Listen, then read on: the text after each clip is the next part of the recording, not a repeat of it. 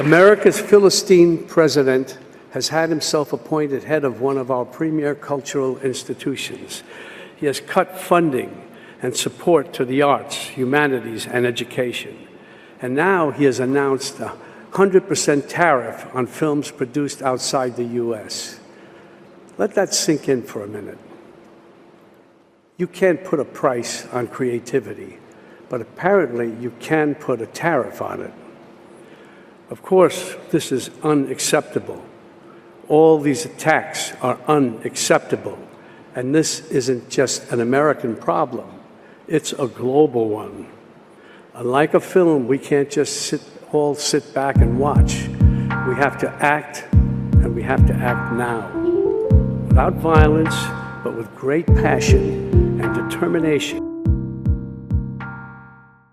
Our opening clip was Robert De Niro on stage at the Cannes Film Festival. Friends in Europe are buzzing about his statement. I think it's because it gives them hope that America is very aware of the crisis that we're in, how it endangers the world, and most importantly, that we're trying to do something about it. Welcome to this week's Gaslit Nation bonus show. I am your host, Andrea Chalupa, a journalist and filmmaker, and the writer and producer of the journalistic thriller Mr. Jones about Stalin's genocide famine in Ukraine, the film the Kremlin does not want you to see, so be sure to watch it. For a hand to hold, for a port in this storm, this month for Gaslit Nation's book club, we're reading Martin Luther King Jr.'s instructional and inspiring memoir, Stride Toward Freedom, explaining how a grassroots community launched the Montgomery bus boycott, one of the major breakthroughs of the civil rights movement.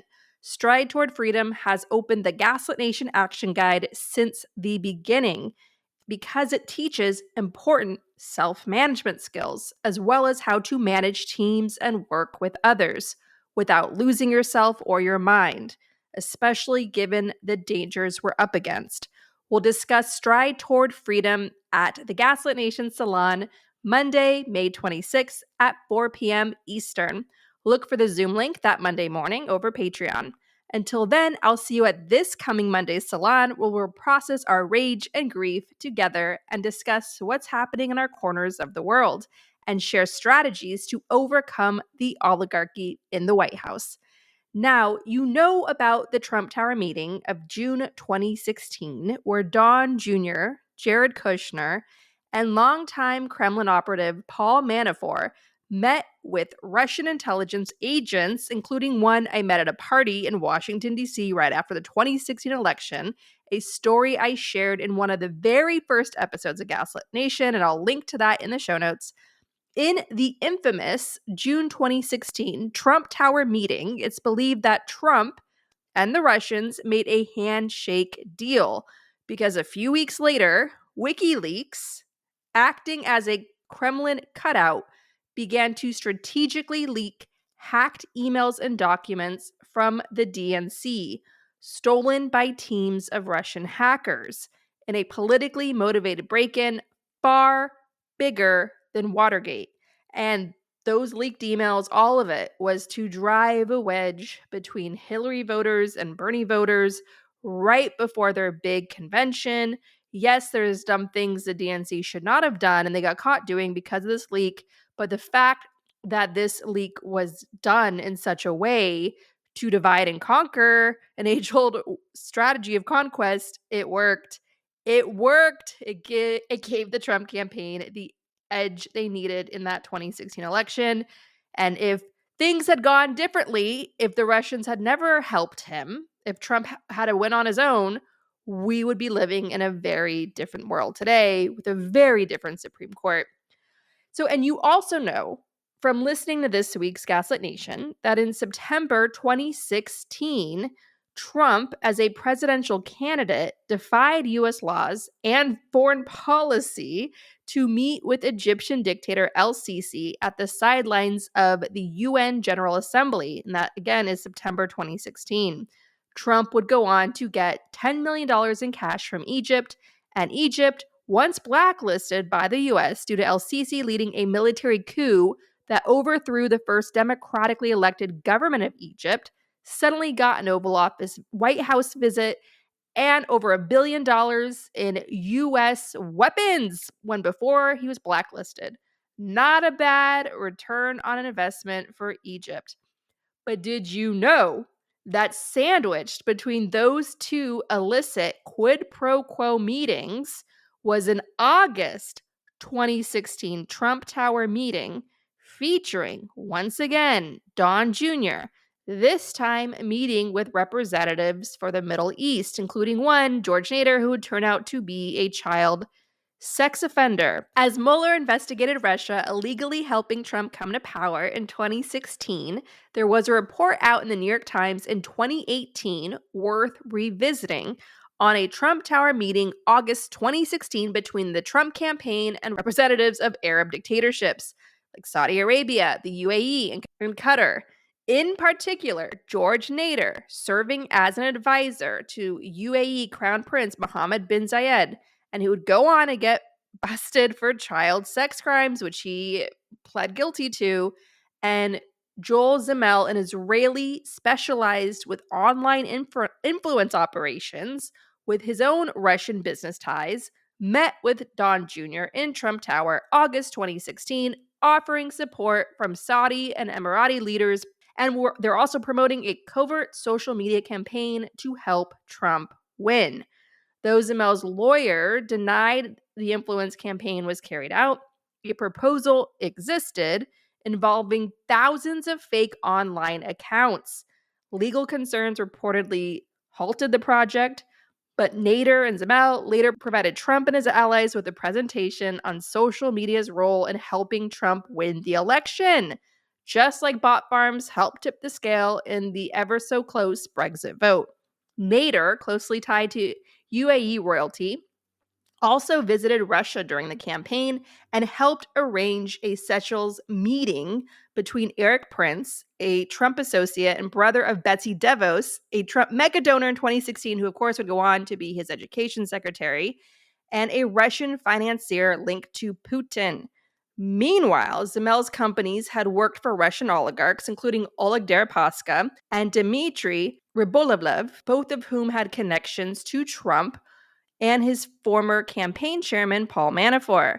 Deripaska is one of the closest oligarchs to Putin, and Manafort was on the hook to him for money in an investment deal gone wrong. So Manafort started working for Trump for his campaign for free. And Rybolovlev was the Russian oligarch that way overpaid for Trump's mansion in Florida, dropping a historic $95 million in a deal that raised eyebrows and didn't make much sense until you learn that he's a Russian oligarch. And the Russians are desperate to get sanctions dropped. Now, after the election, George Nader, who once again would go on to plead guilty to child sex crimes, met frequently with top Trump officials like Jared Kushner, Michael Flynn, and Steve Bannon. He promoted plans to sabotage Iran's economy and even pitched the creation of a $2 billion private army to Saudi officials to fight Iranian proxies in Yemen.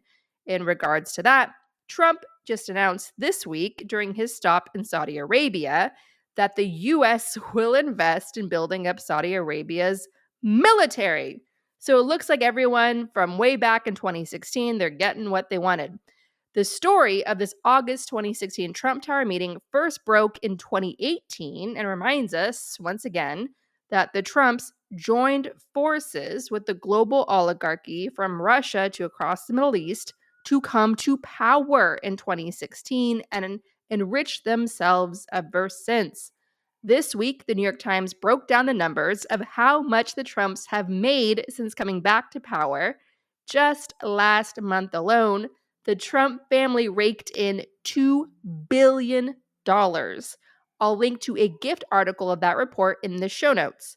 This is again how Putin and his ruling court of oligarchs consolidated power in Russia. Corruption is an industry, and far too many are on the payroll. I know this is a lot to take in, but we can overcome the oligarchy. And what has always confronted the oligarchy? Small groups of people gathering together, fighting back to build a freer and fairer world for everyone. Here to help us stay grounded is Russian mafia expert Olga Lotman in a continuation of our conversation on how to fight back, how to stay focused during deliberately engineered chaos and a flood of corruption. To hear the full discussion, to get all bonus shows, all shows ad-free, and to join our Monday salons and more, subscribe at patreon.com/gaslit. That's patreon.com/gaslit. Discounted annual memberships are available, and you can give the gift of membership. Thank you to everyone who supports the show. We could not make Gaslit Nation without you.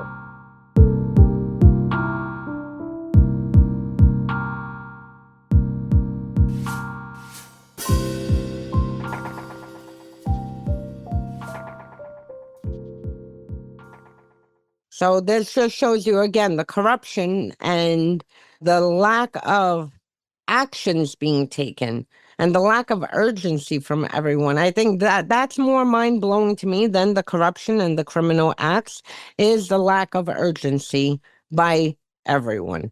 People need, like, should know better. Like, people in the federal government, military, like, these people, took an oath to the Constitution to protect the United States of America. And the fact that there is zero urgency as Trump is dismantling this country into pieces and selling it to the highest bidder, carrying out illegal acts, suspending various things in the Constitution, dismantling agencies against that he has no power over, when you have very little resistance to it. And then it takes me back when I remember Americans used to ask, what happened with Russia? How could Russians tolerate this? Well, I have the same question for half of this country. How can they tolerate this? Because this is so brazen.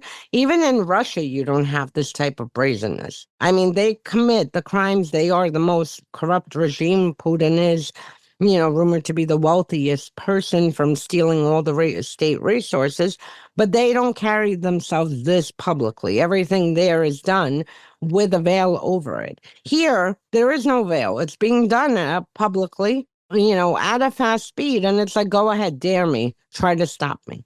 And I am happy with the resistance as far as the protests and, the town halls and whatnot and calling Congress, but we need to do more because we're going to wake up. We don't have that long of time before Trump fully collapses the system. We need to do more to push back against him.